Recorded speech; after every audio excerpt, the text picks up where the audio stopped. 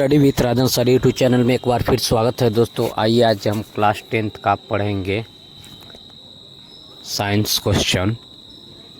चलिए पहला क्वेश्चन हम लोग का इस तरह से होगा। सबसे बड़ा चीज़ है कि ये चीज़ कंप्लीट हम क्वेश्चन को लिखते जाएंगे और ये मेरा उद्देश्य है इस MP3 के माध्यम से कि मान लीजिए किसी भी स्टूडेंट को हम पूरी क्वेश्चन घर घर जाकर या कहीं भी बता नहीं सकते, पढ़ा नहीं सकते हैं। इसके लिए मैं आप लोगों से हाथ जोड़ के विनती करता हूं, जो भी क्लास 10th वाले हैं वह इस प्रश्न और उत्तर को जरूर लिख लेंगे, ठीक है। चलिए आइए पहला क्वेश्चन होगा, किसी बाइफोलर चश्मे में ऊपर और नीचे कौन कौन से लेंस लगाए जाते हैं? तो ऊपर की तरफ अवतल और नीचे की तरफ उत्तल लेंस लगाए जाते हैं। दूसरा प्रश्न, प्रिज्म में कितने आधार और पृष्ठ होते हैं? तो प्रिज्म में 2 त्रिभुजाकार आधार और 3 आयताकार पार्श्व पृष्ठ होते हैं। पुतली किसे कहते हैं? जैसे आइरिस कहते हैं। आँख के अंदर एक छोटा सा छिद्र जिससे होकर प्रकाश की किरण नेत्र लेंस पर आपतित होती है, पुतली कहलाती है। आँख के अंदर एक छोटा सा छिद्र जिसमें होकर प्रकाश की किरण नेत्र लेंस पर आपतित होती है, पुतली कहलाती है। एक बार और बता देते हैं, पुतली किसे कहते हैं? आँख के अंदर एक छोटा सा छिद्र जिसमें होकर प्रकाश की किरण नेत्र लेंस पर आपतित होती है, पुतली कहलाती है। दूसरा क्वेश्चन, परितारिका क्या कार्य करती है? परितारिका क्या काम करती है? तो परितारिका गहरा पेशीय डायाफ्राम होता है जो पुतली के आकार को नियंत्रित करता है, ठीक है। सुस्पष्ट दर्शन की 5वां क्वेश्चन, सुस्पष्ट दर्शन की अल्पतम दूरी से क्या समझते हैं? सुस्पष्ट दर्शन की अल्पतम दूरी से आप क्या समझते हैं? नेत्र के लिए दूरबिंदु क्या होता है? वह अल्पतम दूरी जिस पर रखी वस्तु को नेत्र बिना किसी तनाव के सुस्पष्ट देखा जा सकता है, उस नेत्र का निकट बिंदु अथवा सुस्पष्ट दर्शन की अल्पतम दूरी कहते हैं। नेत्र के लिए दूर बिंदु अनंत पर होता है। निकटतम दृष्टि दोष का कारण क्या है? निकटतम दृष्टि दोष नेत्र गोलक के आगे से पीछे तक काफी लंबा हो जाने के कारण होता है, ठीक है। नेक्स्ट क्वेश्चन, आंखें में कार्निया क्या है? आँख का अग्र सामने का, अग्र मतलब सामने का भाग कार्निया कहलाता है। यह पारदर्शक पदार्थ का बना होता है और बाहर की ओर उभरता है। खतरे का संकेत लाल रंग का क्यों होता है? लाल रंग सबसे कम परिकरण होता है, इसलिए वह दूर से देखने पर भी लाल रंग का ही दिखाई देता है। इसलिए खतरे का संकेत लाल रंग का ही होता है, ठीक है। दूर दृष्टि दोष का क्या कारण है?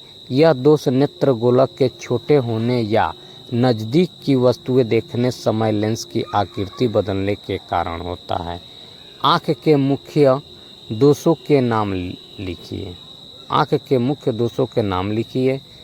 तो आँख के मुख्य 4 दोष हैं: निकट दृष्टि, दूर दृष्टि, प्रेसबायोपिया दृष्टि,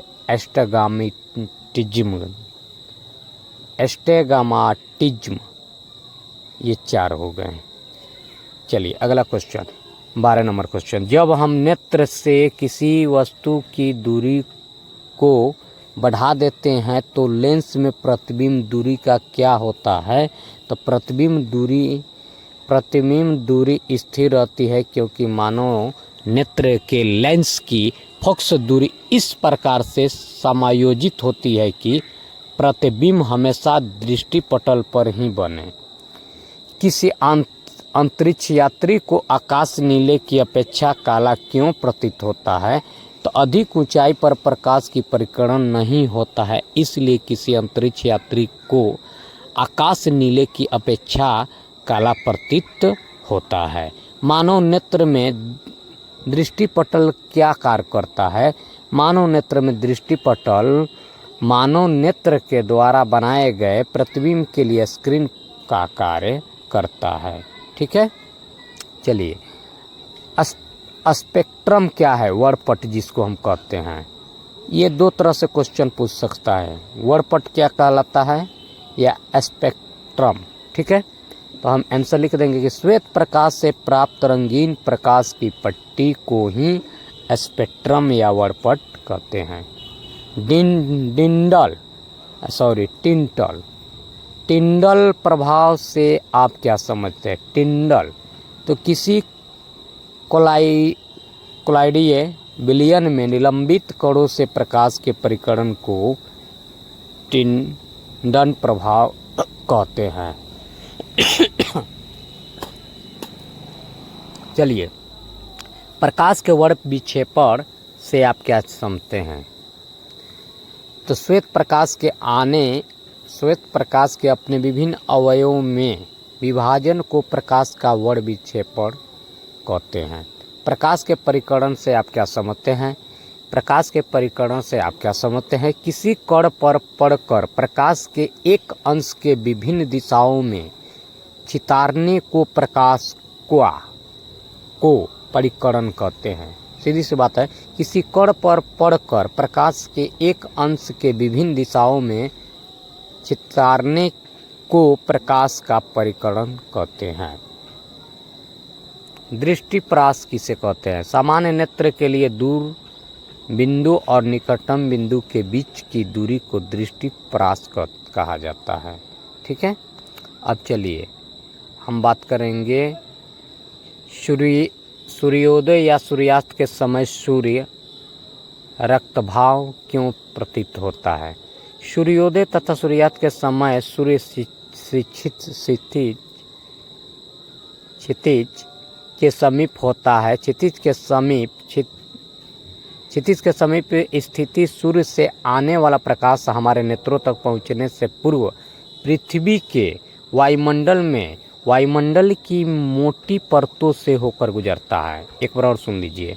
सूर्योदय या सूर्यास्त के समय सूर्य क्षितिज के समीप होता है। क्षितिज के समीप स्थिति सूर्य से आने वाला प्रकाश हमारे नेत्र तक पहुंचने से पूर्व पृथ्वी के वायुमंडल की मोटी परतों से होकर गुजरता है।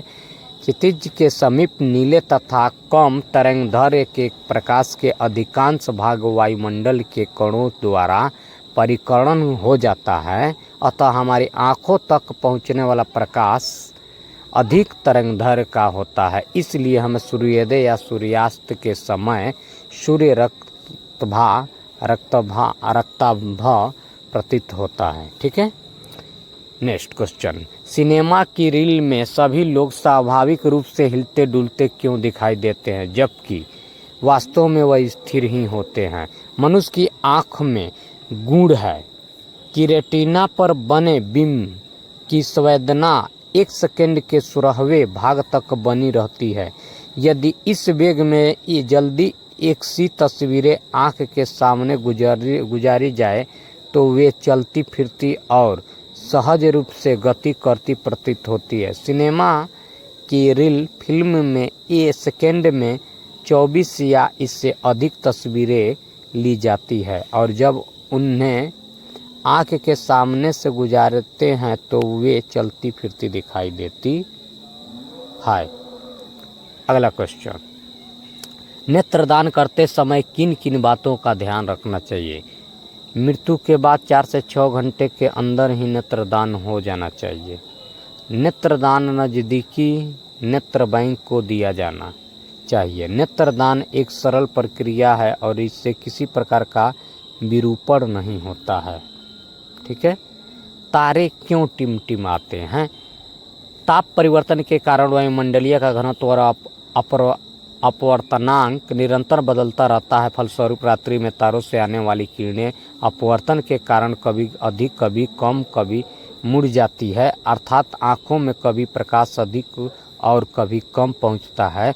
इसी कारण तारे टिमटिमाते नजर आते हैं, टिमटिमाते प्रतीत होते हैं। सामान्य नेत्र 25 cm से निकट रखी वस्तुओं को सुस्पष्ट क्यों नहीं देख सकते हैं यानी देख पाते हैं? तो आंसर इसका यही होगा। 25 cm से कम दूरी पर रखी हुई वस्तु से आने वाली प्रकाश की किरणों की दृष्टिपटल पर फोकस करने के लिए मानव नेत्र की क्षमता में जितना ही वृद्धि होना चाहिए उतना ही नहीं हो पाता है, क्योंकि मानव नेत्र में फोकस की दूरी 25 cm से कम नहीं हो सकती है। इसलिए उस वस्तु का प्रतिबिंब सुस्पष्ट नहीं दिखाई देता है। व्याख्या कीजिए कि ग्रह क्यों नहीं टिमटिमाते हैं। ग्रह पृथ्वी के बहुत नज़दीक है। ग्रह प्रकाश के बृहद स्रोत माने जाते हैं। ग्रह पृथ्वी के बहुत नज़दीक है। ग्रह प्रकाश के बृहद स्रोत माने जाते हैं। अतः ग्रहों से आने वाली प्रकाश की किरणें औसत परिवर्तन न होकर बराबर में होता है। इसलिए ग्रहों की आभासी स्थिति स्थिर होती है एवं ग्रह नहीं टिमटिमाते हैं। इसी कारण रेटिना किसे कहते हैं? नेत्रगोलक की सबसे भीतरी सूक्ष्मग्राही परत को दृष्टिपटल या रेटिना कहते हैं। ठीक है। दूर बिंदु और निकट बिंदु से आप क्या समझते हैं? या स्पष्ट दर्शन दृष्टि की न्यूनतम दूरी से अधिकतम दूरी से आप क्या समझते हैं? वह आंसर हो जाएगा इसका, वह दूरस्थ बिंदु जहाँ पर स्थिति किसी वस्तु को नेत्र के बिना सामंजस्य के स्पष्ट देख सकता है, नेत्र का दूर बिंदु कहलाता है। सामान्यतः नेत्र के लिए दूर बिंदु अनंत पर होता है। वह निकटतम बिंदु जहाँ पर स्थित किसी वस्तु को नेत्र सामंजस्य की क्रिया से स्पष्ट देखा जा सकता है, नेत्र का निकट बिंदु कहलाता है। सामान्यतः नेत्र के लिए निकट बिंदु लगभग 25 cm पर होता है। अगला क्वेश्चन, नेत्र के दो मुख्य दोषों के नाम लिखें। उनके उपचार के लिए किस प्रकार के लेंस का काम में लाए जाते हैं? नेत्र के दो मुख्य दोष हैं निकट दृष्टि, दूर दृष्टि। निकट दृष्टि दोष के उपचार के लिए अवतल लेंस और दूर दृष्टि के दोष के उपचार के लिए उत्तल लेंस का व्यवहार यानी प्रयोग किया जाता है। आगे बढ़ते हैं। रेलवे सिग्नल में लाल रंग के प्रकाश का उपयोग क्यों किया जाता है? लाल रंग का प्रकीर्णन सबसे कम होता है, इसलिए वह दूर से देखने पर भी लाल रंग का ही दिखाई देता है। यही कारण है कि रेलवे के सिग्नल में लाल रंग का प्रकाश का उपयोग यानी प्रयोग किया जाता है। निकट दृष्टि दोष क्या है? इससे कि लेंस से क्या दूर देख सकते हैं, दूर करते हैं? निकट दृष्टि दोष क्या है? इसे किस लेंस से दूर करते हैं? प्रश्न ये है। उत्तर हमारा ये होगा कि दूर स्थित वस्तुओं को स्पष्ट नहीं देख पाना ही निकट दृष्टि दोष कहलाता है। इससे दूर करने के लिए उचित फोकस दूरी के अवतल लेंस का उपयोग करते हैं।